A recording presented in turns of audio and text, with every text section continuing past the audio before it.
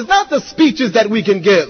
The best defense of the Prophet and of Islam is for Muslims to live and to practice the faith each and every day, regardless of the consequences, because Islam is known not by word, but by deed. We gotta live. But the Muslim women, you need to study now. And I was so honored during the crises of 9/11. The Muslim sisters, you surely stood strong. If you were looking for strength after 9/11, come on, brothers, you know I'm telling you the truth. We took our kufis off, shaved our beards. Muhammad became Mo, Aisha became I, Khalid became Q. And when someone said to you, Assalamu alaikum, you said, what's that, me? But my sisters were on the subway. They was working in the downtown area. I saw sisters 1 o'clock in the morning in full hijab and even niqab, and they were not budging and they were not moving, and they refused to be intimidated by mass media. They stood stronger in many cases than the men. And I say to the brothers here, I hope to do it in Ramadan or after, but we need to have a special program in this city honoring the women of Islam and the work they have been doing quietly for such a long time. We need to honor them, because we as a people will never rise in the absence of the strength of our sisters in our community. And I leave you with this challenge, brothers, honestly.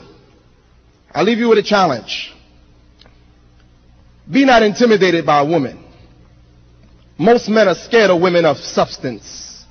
That's why every time a brother gets married, the first thing he wants to know if she's going to be obedient, which is a substitute for being a dummy. He wants to know when he says jump, you're going to say when, how high, and where. But the spirit of Islam is that men and women cultivate their minds. If you want to have a successful marriage in Islam, brother, you need an intelligent woman with you. You don't need a dumb woman. You don't need a sister that sits home all day just watching Jerry Springer, and all day watching Oprah, and all day she got on full niqab, but her mouth just won't stop with the cell phone. You need today women in our community who become the doctors and lawyers and engineers and the technicians and the educators, so we can begin to claim our rightful place within this society, because we ain't going nowhere. We're here to stay. We ain't going nowhere. They don't have enough jails for 6 to 7 million Muslims. So some of us are going to be free. But I'm saying to you, my brother, that brother who is married, that brother who is single, you need today with you a strong sister. A sister who can think for herself, who truly wants to be a servant of Allah and obedient to Allah, and not be a hypocrite in front of you when she pretends to be a good woman when you're around, but in your absence she is rebellious against the commandments. You need a wife that's intelligent like the wives of the prophets. We have a large collection of hadith from Aisha radiallahu ta'ala anha, which is a clear indication that she was directly involved in the cultivation of this ummah of Islam.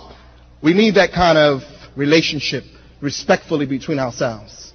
And I say to every sister that's here, as a woman, you're supposed to put your faith in Allah, never in man. You must trust Allah for all that you need. If your husband dies today, sister, what will you do for yourself? You go to the masjid, they may give you a little sadaqah. You got 10 kids, they give you $50. And you can't do anything with that. Muslim women in shelters in America, in New York, and we live as men in mansions. And I ask the question to the men today, and I'm finished. What part of the sunnah do we practice? What part of the life of the Prophet do we intend to imitate? The nice beards that we have, the nice kufis we have, the nice thobes. And to my African American brothers, you're born in America, you get influenced by foreign brothers, and you don't even speak English no more. Brother, mashallah, Abdul Malik, how are you doing? Alhamdulillah, brother, mashallah, acha. No, that's my African American brothers. Your whole mind is transformed. You got to wake up. And I say to the sisters and brothers here, work together for the common good of this ummah. But brothers, I submit to you, we cannot continue to isolate and ostracize Muslim women from participating respectfully in our development. If they don't become an intricate part as they was in the life of the Prophet in our struggle, we will not be successful. They have to be a part of it. They got to come out the mosque basements. They got to come from way in the back someplace in the corner. They got to be allowed to go out into the world trusting that they will be good servants of Allah and pursue the highest degrees in education, because that will strengthen this ummah. Brothers used to amaze me. No male doctor can see my wife. I say, brother, well, let your wife go to school. No, astaghfirullah, brother. They go to school, they become corrupted. So what do you think Jerry Springer is doing? So brothers and sisters, I love you. But stay strong and defend the Prophet with your life if necessary. And sisters, the time has come for you to rise and take your rightful place and challenge the women of America where Islam is concerned. May Allah bless you. Assalamu alaikum.